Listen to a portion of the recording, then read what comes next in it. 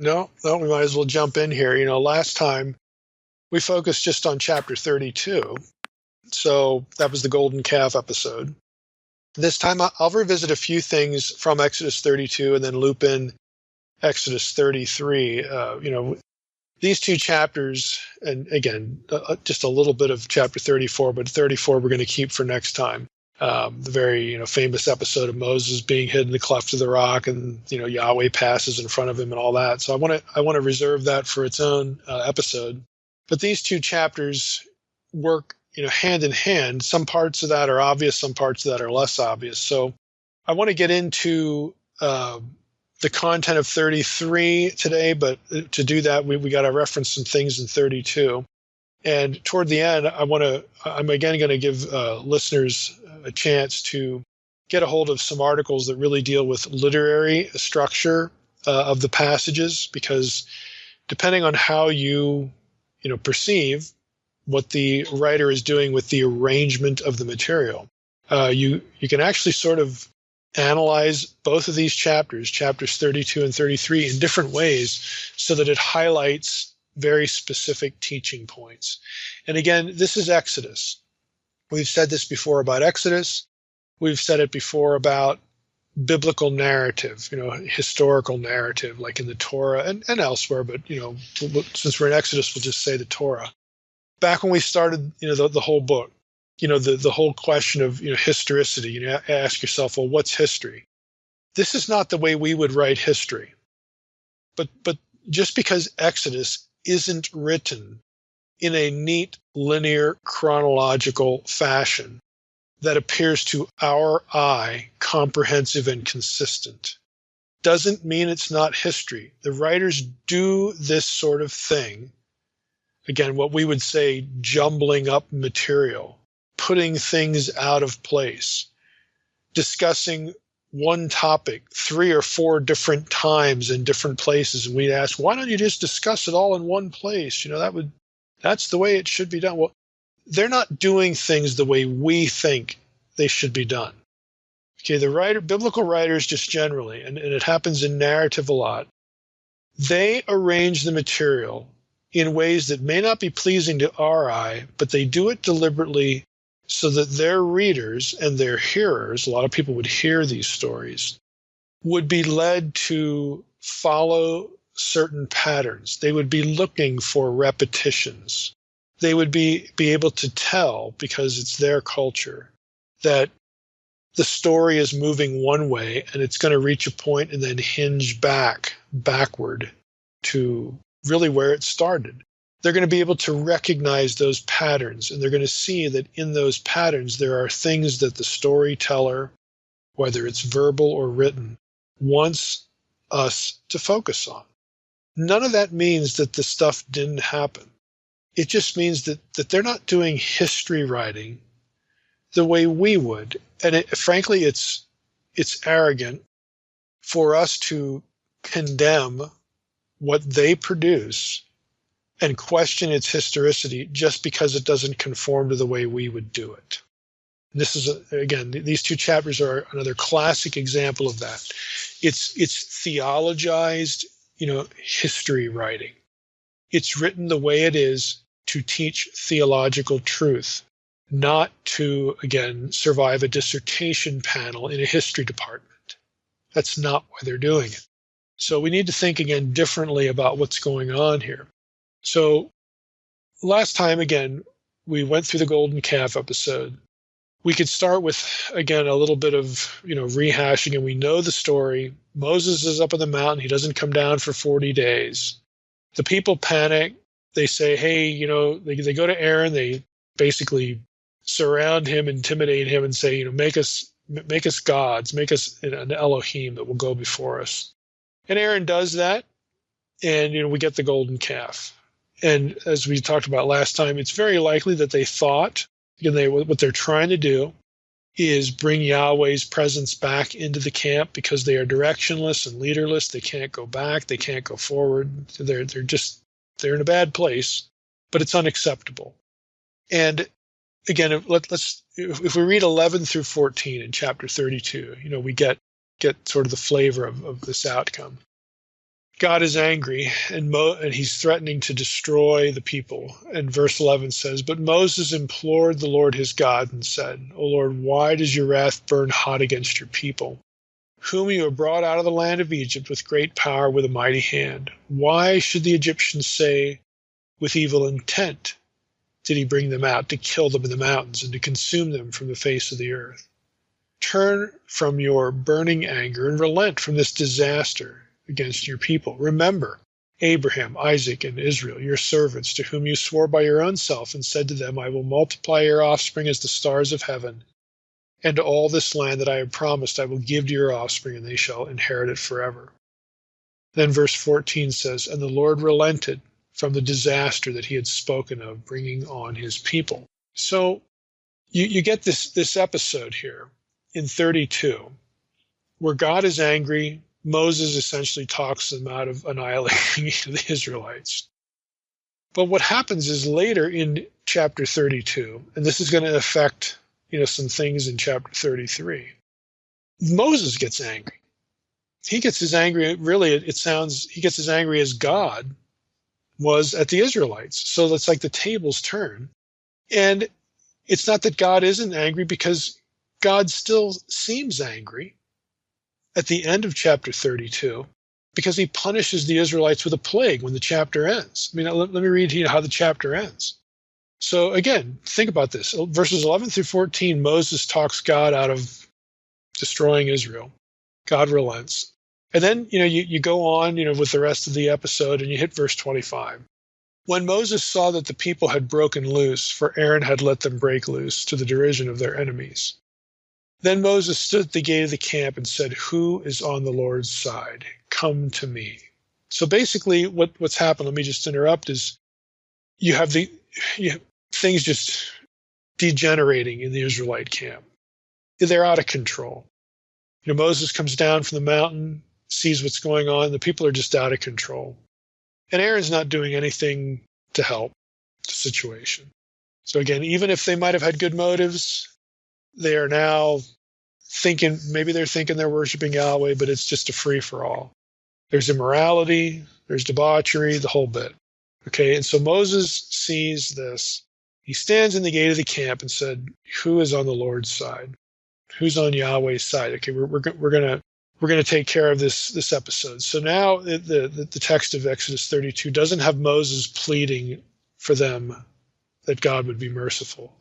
I mean, God told him what's going on there. He's saying that, your people have, forsaken me. They've forsaken what I commanded them. And Moses is like, "Oh, don't destroy them." But when Moses actually shows up and sees what's going on, now Moses has had it. And he says, "Who's on the Lord's side?" And all the sons of Levi gathered around him. Verse 27. And he said to them, "Thus says the Lord God of Israel, put your sword on your side, each of you, and go to and fro from gate to gate throughout the camp, and each of you kill his brother and his companion and his neighbor." And the sons of Levi did according to the word of Moses. And that day about 3,000 men of the people fell. And Moses said, "Today you have been ordained for the service of the Lord, each one at the cost of his son and of his brother, so that he might bestow a blessing upon you this day." So Moses launches a campaign of capital punishment against the people, and we're going to talk a little bit about this, like who exactly was involved here, who's the target. Moses essentially, he says, "Thus says the Lord God," but again, God had, we think, or we presume, had relented earlier. So how does God's answer to Moses earlier, "Okay, I won't destroy them," how does that jive with Moses going down there and saying, "Hey, you Levites, go kill the people responsible for this"? And even then, it's not over. Again, it feels like it just doesn't fit. It feels, contradictory. Like, if God was okay, we're not going to kill them, why would Moses think that it was appropriate for him to do this, to announce this? Or why would God change his mind and tell Moses to do this? It just has this weird feel to it. Verse 30, the next day, so the day after 3,000 of these men are killed, the next day Moses said to the people, "You have sinned a great sin. And now I will go up to the Lord. Perhaps I can make atonement for your sin." Well, what's that? I thought those responsible had just been dealt with.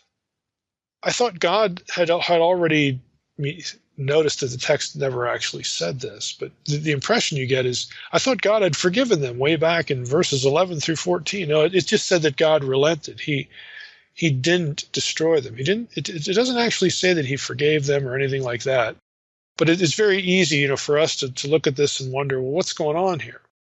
I mean, shouldn't at least the prior verses 25 through 29, when these 3,000 guys are killed for whatever they did, in relation to the golden calf, why didn't that take care of the problem? Now it's like everybody's in trouble. In verse 30, you have sinned a great sin. I will go up to the Lord. Perhaps I can make atonement for your sin. Verse 31, you're just wondering, how does this all go together? So Moses returned to the Lord and said, alas, this people has sinned a great sin.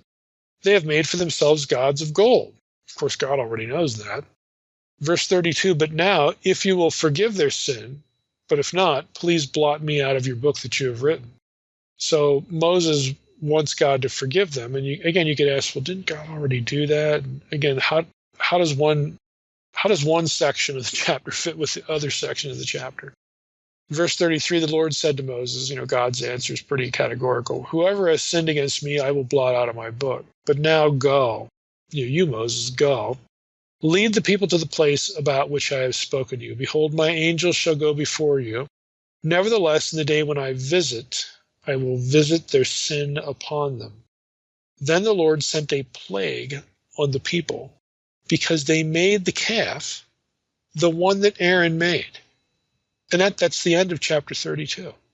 It just seems like people get punished more than once. People sort of get forgiven more than once, but then they still get punished more than once. What's going on here? Sarna, of course, notes this problem, and he even adds a little bit more to it. So here's what Sarna says in his commentary about this whole issue. The present section concludes with a declaration of divine forbearance. That's verse 14. God relents. Nevertheless, verses 30 through 34 record Moses' entreaty of God, and verse 30 expresses his hope that perhaps I may win forgiveness for your sin. To this complication may be added the fact that the parallel account in Deuteronomy 9:15 through 21 has Moses descending the mountain immediately after being apprised of the situation below and making intercession only after breaking the tablets. So it's a little bit different than the one in Exodus here. Many modern scholars, Sarna says, explain the anomalies as resulting from the amalgamation of varying traditions. This is, again, source criticism. Ibn Ezra concludes that verses 11 through 14 are out of chronological sequence and belong after verse 31. They have been placed here because they are Moses' response to God's intimation in verse 10 that intercession would be effective. Understand the text differently, Ramban believes that verses 11 through 14 are in the correct place and that Moses made two separate intercessions. This is actually sort of a traditional view. This is me, commenting now. This is actually a fairly traditional view within evangelical circles. Sarna continues, the first of these two separate intercessions, verses 11 through 14, was intended to gain rescission of the threat to destroy Israel, whereas the second, verses 30 through 34, was to obtain forgiveness after the pulverization of the golden calf and the punishment of the transgressors. Rambam notes that in the version in Deuteronomy, events are telescoped because the story appears in a different context and is narrated for a different purpose. Again, that's the end of Sarna's, little introduction to the problems. Now, other scholars don't see a contradiction. Again, they view it as two separate intercessions. Durham is sort of one of those in his Word Biblical Commentary. He writes a little bit about how he understands things. He says the implication of this statement in verse 14, that God relents, is of course that he tempered but did not altogether waive his judgment. And this implication is confirmed in the continuation of the narrative at both 32, 34, and verse 35, and also into chapter 33, verse 17, and even chapter 34, verses 6 and 7. So Durham again is saying, well, these are sort of different. They're different focus points. God doesn't actually forgive them the first time. He just says, okay, I won't destroy them. But the issue of their forgiveness is still up in the air. And again, so there's two separate contexts, two separate intercessions here. And that's how Durham in Word Biblical Commentary handles it. And again, that's fairly common, as I noted before. Durham adds later on, he says, thus Moses, reminding the people once more of the gravity of their sin in verses 30 and 35, announces to them that he will reascend the mountain toward Yahweh to seek atonement for them. He pleads with Yahweh, this time stating with candor the sin and its critical seriousness. In a phrase that seems awkwardly incomplete in Hebrew, either a word is dropped out or the narrator is attempting to represent Moses having difficulty saying what he wants to say, Moses asks Yahweh to forgive Israel or to erase his own name from the book Yahweh has written, a reference apparently to a register of those loyal to Yahweh and thereby deserving his special blessings. And he quotes Psalm 69:28, Isaiah 4:3, Ezekiel 13:9. We did a whole episode on heavenly books, by the way, this idea, and you could go back to the podcast. You Google the Naked Bible podcast, heavenly books, and you're going to find that. But the point here is that Durham's saying, look, it's two different things, two different contexts, different points of intercession, and he doesn't really see a contradiction here. Now, Yahweh, of course, replies, and he's not going to blot Moses out of his book. He's going to say the one who's going to be blotted out is the one who's guilty, and that God says he will visit their sin upon them. But who's going to get visited? It seems like the perpetrators were already killed. So, who's left? Durham actually doesn't discuss that. He sort of omits that issue. And again, this is why others see real problems here, disjointing, some contradictory feel to it, and others, sort of just don't. It's two different things. Who cares? As far as answering the question, though, of who's left for God to judge after the Levites killed off the golden calf offenders, the answer seems to be found in, again, Exodus 32, 26, and 29. Recall, this is going to tell you sort of where I'm at a little bit. I do think there are differences between the two intercessions. So I tend to be a little bit more in the traditional camp here, but I think we have to loop some other things into the picture that I think justify that. So to this point, think about Exodus, where we've been in the book. The only priests consecrated to serve in sacred space were who? Aaron and his sons. We don't have a reference. I mean, it seems odd because, again, when we talk about the priesthood and the sanctification of the priesthood, all those chapters about, you build the ark, you build the golden lampstand, and the priests wear this and that, and, they go through a ceremony and blood gets put on the ear and the toe. It feels like it's easy for us to think that this is happening to the tribe of Levi. It's not. The only priests you have up to this point that are specifically named are Aaron and his sons. They're the ones who get installed. But recall even earlier that before we had the installation of Aaron and his sons, there were others who are unnamed, other people. We don't know what tribe they're from. There's no specific tribe doing this, that did priestly things. They offered offerings and sacrifices and whatnot. There were others who performed priestly tasks. Now, commentators, again, recognize that, and they use that, again, to help explicate the issue here. Commentators are in consensus that the description of the capital punishment in Exodus 32, since it's juxtaposed with the loyalty of the tribe of Levi, commentators will suggest, let me just reread it to you, just so you get the feel for it. The next day, this is after 3,000 are killed. The next day Moses said to the people, "You have sinned a great sin. And now I will go up to the Lord. Perhaps I can make atonement for you." Again, so there's still this atonement issue. There's still people out there who are bearing guilt. So there's a wider group. And the killing itself was initiated by who's on the Lord's side. And the tribe of Levi are the ones who are loyal. So you have three groups. You got the people who are going to get killed. They're guilty of something in relation to the golden calf. You got the Levites who are not guilty of the golden calf episode. And then you've got the wider people. So if you keep those three groups in mind, what commentators will actually do with this is they'll say, we think that those who were killed by the Levites were these other people who were doing priestly tasks prior to the creation of the actual priesthood. So whoever these people were, they become outsiders. They had formerly been doing things in the worship of Yahweh or in the service of Yahweh, doing these offerings and sacrifices and whatnot that we've talked about in other parts of Exodus in relation to the priesthood. These are the ones who went to Aaron. Again, this is speculative, but again, you can see how this argument develops. These are the guys who went to Aaron, wanted this golden calf created, participated in the gathering of the material to create the golden calf. They were enthusiastic about the golden calf, blah, blah, blah, blah, blah. And they got the people to worship it.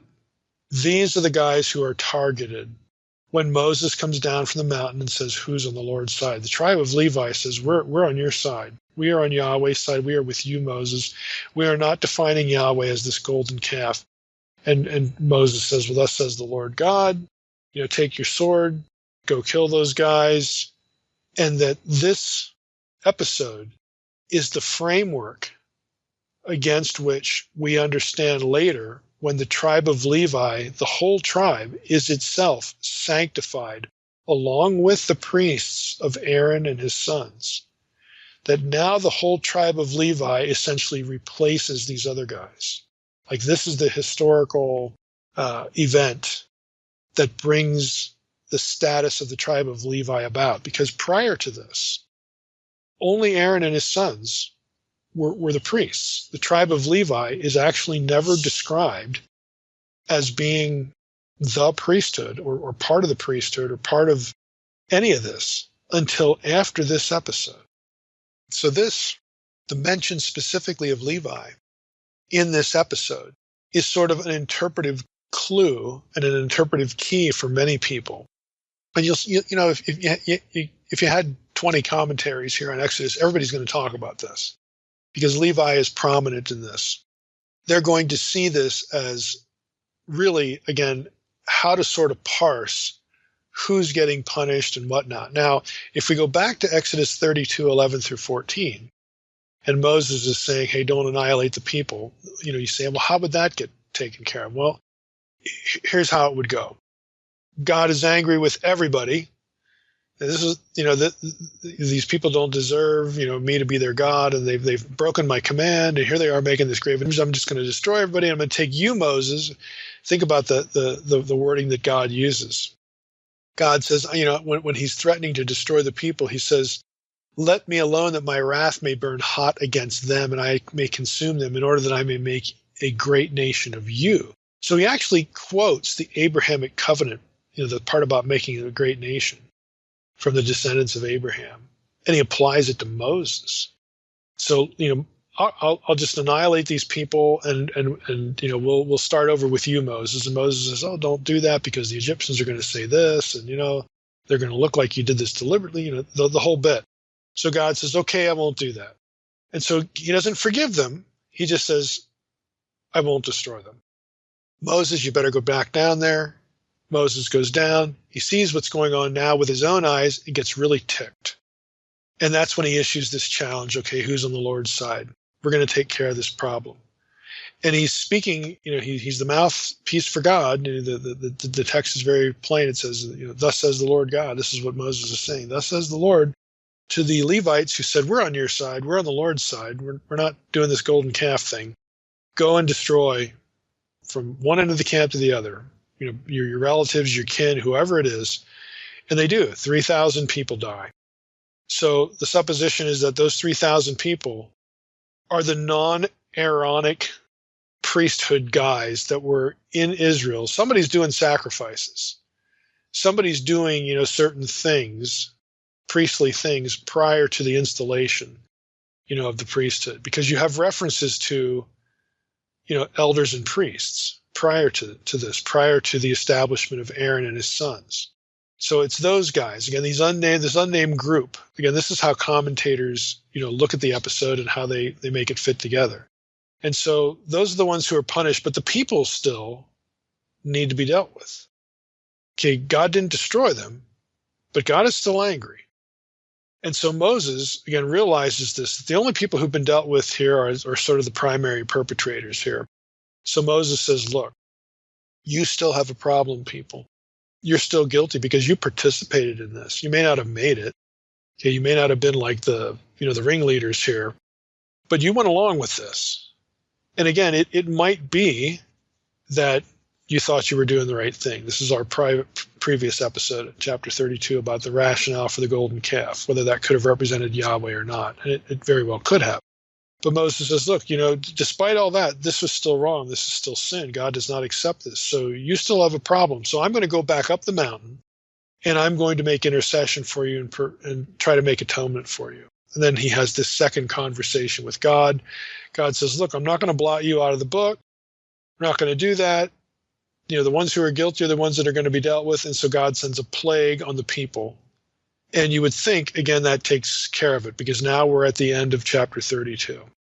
So again, this is how commentators, put all these elements together so that you can get a coherent narrative feel out of it by sort of asking yourselves and then answering, well, who's and what, how many groups do we have? Who's who? Who's doing what? What is happening to whom? And all this sort of thing. So chapter 32 ends with this plague, but oddly enough, when you get into 33, you as the reader still wonder if it's still over. I mean, is the judgment actually over? Because if you get into 33, let's look at how 33 starts. The Lord said to Moses, depart, go up from here, you and the people whom you have brought up out of the land of Egypt, to the land of which I swore to Abraham, Isaac, and Jacob, saying, to your offspring I will give it. I will send an angel before you, and I will drive out the Canaanites, the Amorites, the Hittites, the Perizzites, the Hivites, and the Jebusites. Go up to a land flowing with milk and honey. Now here's the key phrase. But I will not go up among you, lest I consume you on the way, for you are a stiff-necked people. And when the people heard this disastrous word, they mourned, and no one put on his ornaments. Oddly enough, there's another reference to ornaments. Again, it has a religious feel to it. For the Lord had said to Moses, verse 5, say to the people of Israel, you are a stiff-necked people. If for a single moment I should go up among you, I would consume you. So now take off your ornaments, that I may know what to do with you. Therefore the people of Israel stripped themselves of their ornaments from Mount Horeb onward. Now, if these ornaments, whatever they were, have, again, like the rings of gold, if they have some religious significance, did they put these things on again? Are they talismans? Is this something God is upset with? Or is God saying, look, you wear that stuff, you're not on my side. You take it off, you are on my side. So let's go. Let's see what side you're on here. Again, it's tough to know exactly what's going on because we don't know the nature of these ornaments. But at the very least, again, verse 3, I will not go up among you. Now, you would think after the plague that ended chapter 32 that the matter is settled. God's satisfied. Everybody who's deserving of punishment gets punished. And we're okay. We're okay. But it doesn't seem that they are, because God says, I'm not going to go with you. So we're left, again, the reader is left with wondering, well, what's going on now? Is the golden calf problem, has it now leaked into chapter 33? What's going on here? What do we make of this? You might wonder how as well. I mean, I will send an angel before you, verse 2, chapter 33, verse 2, and I will drive out the Canaanites and all these other ites, but I'm not going with you. You might also wonder, especially this audience, this podcast audience, might wonder how all that's consistent with the idea back in Exodus 23, verses 20 to 23, that Yahweh's angel is in fact Yahweh, since Yahweh's name, his presence, is in that angel. Now, what we've noted so far, again, you have to ask yourself, you got the angel in 23, Yahweh's in the angel is Yahweh, he's just a visible Yahweh. And here in verses 2 and 3 in chapter 33, we've just had the awful golden calf thing, and everybody's punished. Looks like, we've got a plan here, because God says in verse 2, I'm going to send an angel before you, and I'm going to drive out the Canaanites, the Amorites, and everything's going well. Everything's reset. Everything is back to normal. And then you hit verse 3, I'm not going with you. How in the world is that consistent with both the judgment and the theology of Exodus 23, that the angel is Yahweh? Well, I'm going to suggest that it actually is consistent. It's completely consistent with the angel of the Lord theology in Exodus 23, being the visible Yahweh, because of some things that we're going to encounter a few verses later in chapter 33 and some wider context things. Now, here's what I mean. Here's why I think it's consistent.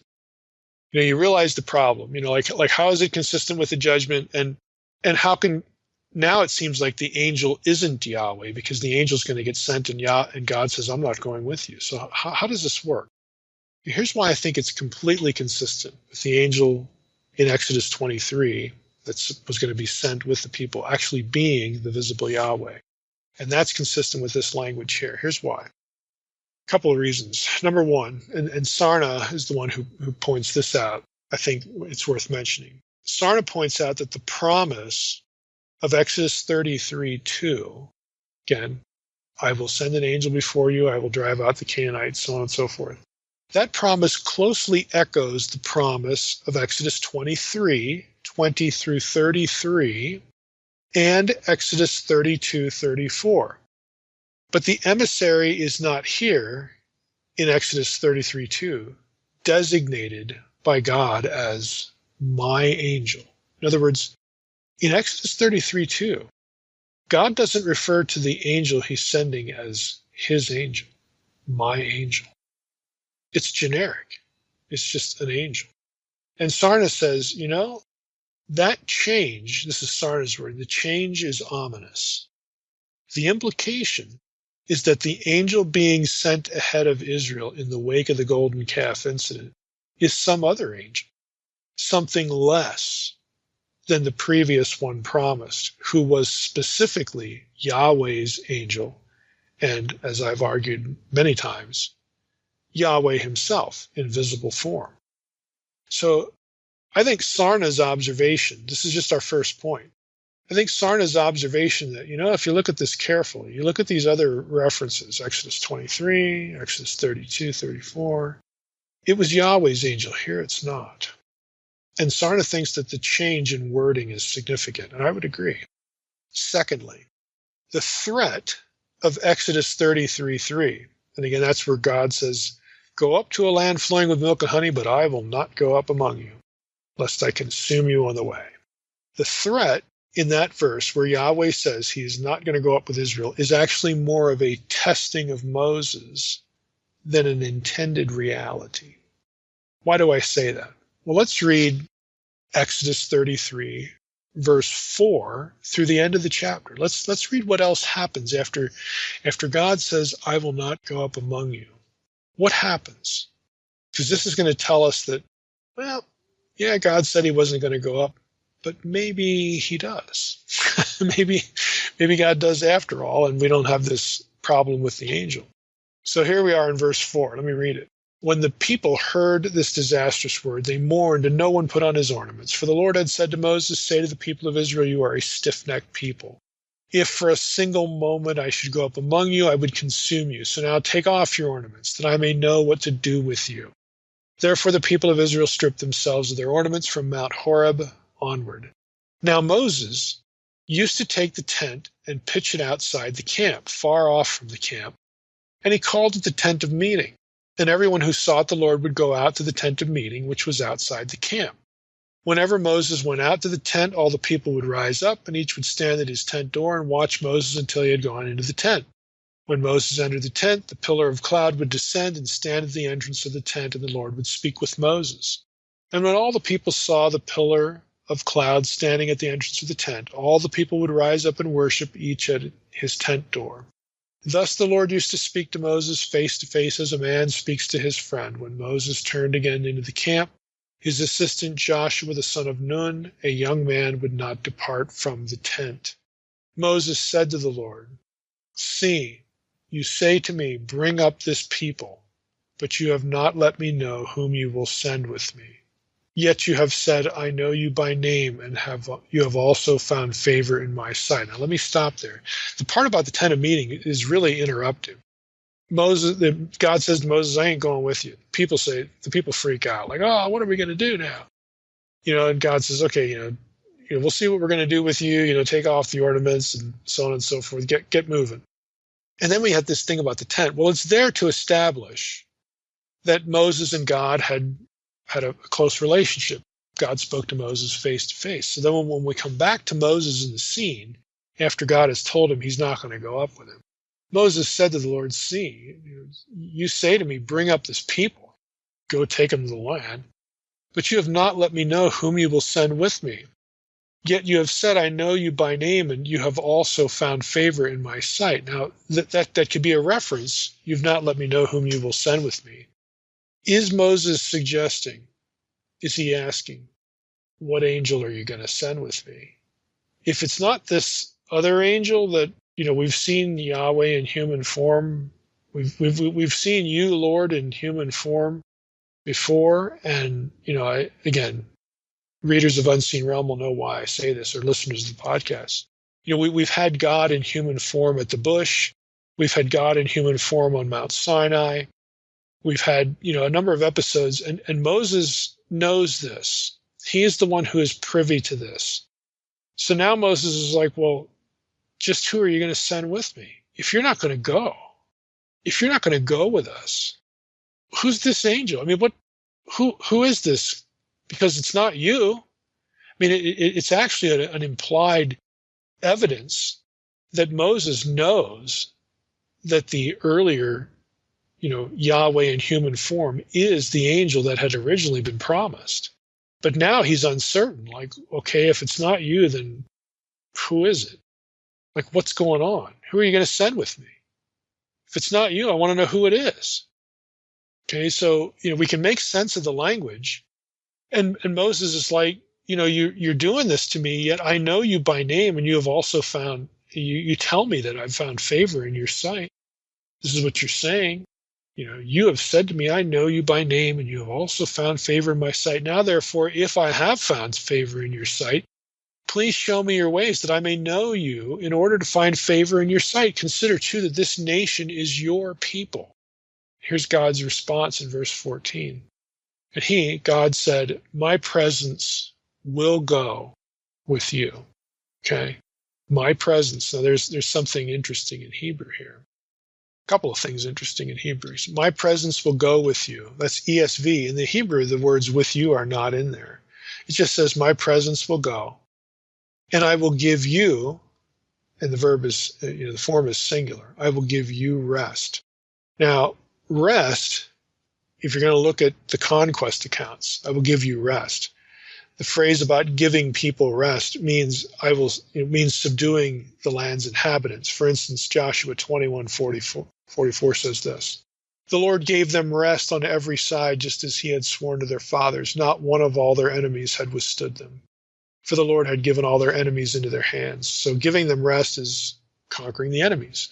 Joshua 22:4. And now the Lord your God has given rest to your brothers, as he promised them. Therefore turn and go to your tents in the land where your possession lies, which Moses, the servant of the Lord, gave you on the other side of the Jordan. Joshua 23:1. A long time afterward, when the Lord had given rest to Israel from all their surrounding enemies, and Joshua was old and well advanced in years. Okay, so this idea of giving rest is subduing the land's inhabitants. So, God has now said in verse 14, back up in, let me just read it to you. Back up in chapter 33, verse 2, I'll send an angel, just a generic angel with you, and I'll drive out the Canaanites. But I'm not going with you. Now here he says, my presence will go, and I will give you, again, singular, I will give you rest. I'll subdue the inhabitants of the land.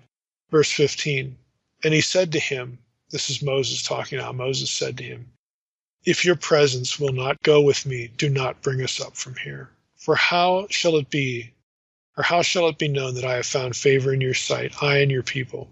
Is it not in your going with us, so that we are distinct, I and your people, from every other people on the face of the earth? And the Lord said to Moses, this very thing that you have spoken I will do, for you have found favor in my sight, and I know you by name. Moses said, this is verse 18, please show me your glory. Well, let's stop there. Look at the conversation. God is reassuring him, look, I will go. And we can't say that he's saying this just for Moses' sake, like to give Moses peace. I'll give you, singular, you Moses, I'll give you rest, just you. No, because the singular about the singular pronoun you is also singular back in verse 3. Go up to a land flowing with milk and honey, but I will not go up among you. That's singular as well. So it actually refers to the whole people. It actually refers to them collectively, to Israel collectively. And he's speaking to Moses because Moses is the representative leader.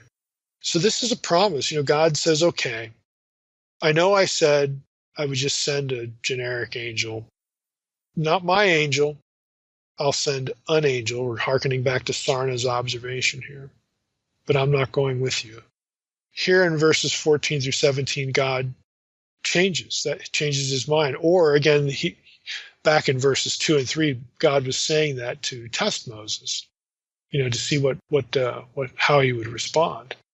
And we can see in verses 12 and following, we can see how Moses responds. He pleads with God. You say, bring up this people, but you've not let me know who you're going to send with me. Like, what am I supposed to do now?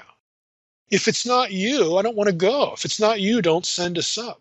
Again, this dialogue, again, tells you that Moses understood that the original promised angel back in 23, that's referred to by Yahweh as my angel, okay? Moses understood who that was. Moses understood that this is Yahweh present as a man in visible form, just like at the burning bush. Moses gets it. And when it seems like it's withdrawn, like God says, I'm not going with you. Oh yeah, I'll send an angel, but I'm not going with you. Like it has to be some other angel. Now Moses says, I don't know who you're going to send now. And he's troubled. Obviously, he's troubled. And then God says, look, I will go with you. My presence, verse 14, my panim, my presence will go. And I'll subdue your enemies. I'll do what I originally promised. And then when Moses hears that, God reassures, this thing I've spoken, to you I will do. What's Moses' response? Show me your glory. Moses wants to see. He wants to see what he saw in the burning bush. He wants the full blast here. He wants, he's either taking advantage of the opportunity now, that he's having this conversation with God to see more than he's gotten to see, he's trying to, how do I want to say it? He's going to get everything out of this conversation that he can get. Or it's something a little pared back, a little simpler that, okay, I want to see what I saw in the bush there. I want to see, the angel, your angel. I want to see you in visible form. Show me your glory. You could also read it and say, well, okay, I know who that is, and yes, I've seen the bush, and we know who this angel is. And Moses could also be asking for more. He wants to see God's presence directly, not mediated by the angel. I mean, you could read it that way too. And when we get to chapter 34, next episode, I tend to think that Moses could be going down that trajectory. But so what God replies in verse 19 is, God says, I will make all my goodness pass before you, and will proclaim before you my name, the Lord. Isn't that interesting? Yes, Moses, I will proclaim my name. And it's the name that's in the angel. And what Moses is actually going to see in chapter 34 is Yahweh as a man, but just the back parts. Okay, if you remember chapter 34, which we'll get into next time. So this language is tied back into the angel in whom is the name of chapter 23. And so Moses knows, again, that angel is different. That angel is Yahweh. That angel is the presence of Yahweh in visible human form. And since he knows that, that's why he's troubled when you get to verses 2 and 3 here in chapter 33, when God says, yeah, I'll send an angel, but I'm not going with you. Moses knows that's not the same. That's not the same. So I think Sarna's observation is really on target here. I think it really plays well into the interpretation of what's happening here, and shows that it is consistent. All of this is consistent with this one angel being Yahweh again in visible form, visible human form. So, get back to verse 19. I will make all my goodness pass before you, will proclaim before you my name, Yahweh, the Lord. And I will be gracious to whom I will be gracious, and will show mercy on whom I will show mercy. But he said, you cannot see my face, my panim. You can't see my presence. But God had just said in verse 14, my presence will go with you. Well, sure it will. As a man, as the angel. But he's saying to Moses, look, you can't see my presence, just my presence, unveiled, not in human form. You can't see that. For man shall not see me and live. And the Lord said, behold, there's a place by me where you shall stand on the rock. And while my glory passes by, I will put you in a cleft of the rock, and I will cover you with my hand. By the way, God has to be embodied as a human to have a hand. I will cover you with my hand until I have passed by. Then I will take away my hand, you shall see my back. But my face, my panim, again, I take that as the unveiled presence. That shall not be seen. So we're going to talk about that a little bit more, a lot more in the next episode in chapter 34. But for our purposes now, note the interchange. What this means with respect to the angel question is that God is going to go. He is going to go. The original angel, my angel, his angel, is going to go with Moses. So it's not a contradiction. He promises that his presence will be with Israel when they go to the land. Now, what's really important here is the parallel in Isaiah 63:9. Because there, Isaiah 63:9, when it's recounting the history of this, the exodus from Egypt and then the journey to the land, it actually refers to the delivering angel as the angel of the presence, the angel of God's presence. And so bringing all these data together creates consistency with Exodus 23:20 through 23, that the angel in whom Yahweh's name or presence would go before Israel. He is going to go. God will be with them. He will give them rest. That angel was God himself in visible form. Again, we'll pick up more of it. I want to wrap up this episode. I want to say a few things about the odd sort of interruptive section about the tent of meeting. Just a little bit here, and then I want to reference some articles that you can reference for some literary analysis, and just telegraph to you what you're going to get there. But in Exodus 33:7-11, now Moses used to take the tent, pitch it outside the camp, far off from the camp, and he called it the tent of meeting. And everyone who sought the Lord would go out to the tent of meeting, which was outside the camp. Whenever Moses went out to the tent, all the people would rise up. Each would stand at his tent door and watch Moses until he had gone into the tent, so on and so forth. Now, this is a good place to remind ourselves. So we had a couple episodes on the tabernacle. It's a good place to remind ourselves that the term tent of meeting and tabernacle are not completely synonymous, though there is definite overlap. As we talked about earlier in the episodes on the tabernacle structure, the tent of meeting was obviously covered with a tent. That's why it's a tent of meeting. It has a tent. The tabernacle itself, though, was not. The tabernacle just had a tented part, the internal part of it. The tented part of the tabernacle was within the walls of the overall tabernacle structure. In other words, the tented part of the tabernacle was the tent of meeting. But the two, they're not completely synonymous. It appears that before the tabernacle's construction, that's going to happen in Exodus 35 and onward, the tent of meeting existed outside the camp. Afterward, the tent of meeting, and after the tabernacle is actually built, the tent of meeting would refer to the Holy of Holies, or the entire tented holy place. Could refer to part of the tented area where above where the ark was, or the whole tented area inside the tabernacle. Now, again, if you had Bible software, all you got to do is look up tent of meeting and tabernacle where they occurred together, and you're going to see this distinction. So I think this is a good place to remind ourselves of that, because again, there are critics who would use this again to say that this is contradictory and it reflects different sources and whatnot. You just don't have to go there. when we talked about the tabernacle itself, like with Friedman, the controversy over Friedman's idea that the tented structure, the tent of meeting, the tent was moved inside the temple when the temple was constructed. Again, I this is just me. I think that they're, unless you're just going to take those metaphorically, which there doesn't seem to be a whole lot of merit for that.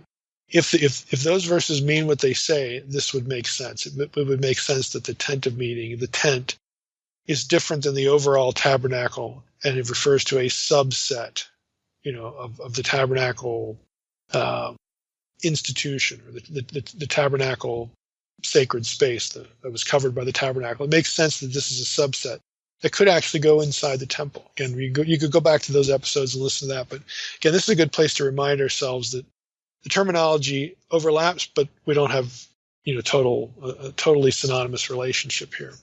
Now, lastly, again, I want to draw your attention to two articles I put in the protected folder that provide literary and structural analysis of Exodus 32-34.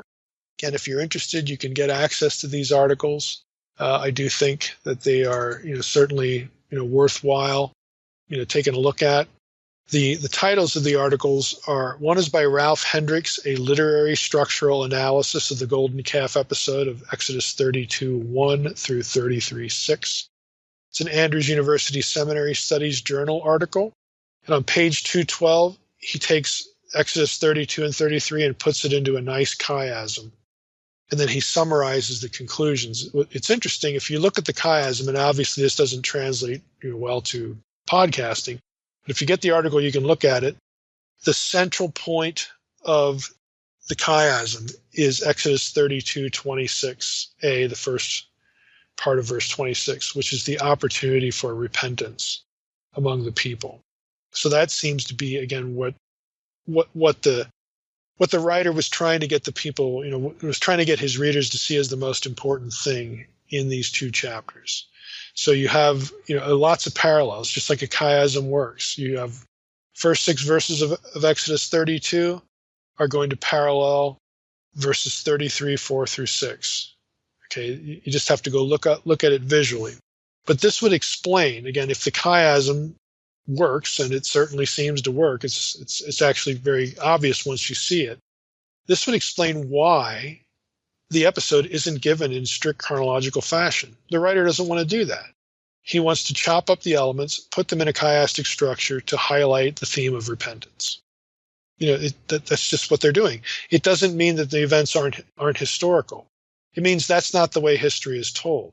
That's not the way history is put forth in biblical literature. This happens, again, this literary kind of stuff happens a lot. The second article is by Dale Ralph Davis, Rebellion, Presence, and Covenant, a study in Exodus 32 through 34. This is from Westminster Theological Journal in 1982. The other one was in 1990. This actually gives several possible structures that are not chiasms of chapter 32. And then within chapter 32, he offers a chiastic structure that is different than Hendricks, because Hendricks goes through over both chapters. But Davis actually offers one within chapter 32. And again, highlighting important themes, theological teaching themes in the presentation of the material. This is often, here's the point, this is often how the Old Testament, and really the Gospels do this too, this is how the Bible presents history. Okay, it tells you something happened, and you can believe that something happened. The information that XYZ happened is trustworthy. But in the telling of what happened, the writers always want you to learn something. They want you to see something. They want you to be thinking about not just the nuts and bolts of, oh, this event happened, and here we had this event, that was followed by that event, and another event. This is how we do history. Rather, what they want you to do is they want you to recognize things that happened in the past and what it teaches you about God or yourself or the people in the story. What are the spiritual lessons? So Scripture will present a retelling of the past in this way. It is not interested in many instances of producing a catalog or a chronology or an itinerary. Okay, they just don't do history the way we do in many cases. Sometimes it does, but in many cases, I would say it's even fair to say most cases, biblical writers just don't do history the way we do. They have different goals in mind, but none of that falsifies the real-time events, that something real happened here, and this is a faithful retelling that these events happened. But the reason we're retelling the events or telling you about those events is not to give you an exhausted chronicle. It's so that you'll learn something about God and salvation history and the people of God and so on and so forth. This is why the Bible does what it does. This is how it does history. So if you're interested in that sort of thing, again, these are in the protected folder. I think you'll find them interesting. But we can't, again, since it's visual, can't really do that on the podcast. So I'm just going to wrap up this episode here and say for next time, we're going to get into Exodus 34 when the fulfillment of this conversation Moses has just had with God about seeing his glory, when that, again, transpires and what we can learn from that, both in terms of biblical theology and, again, just about what's going on the ground with the people of God and Moses during these events in the Exodus.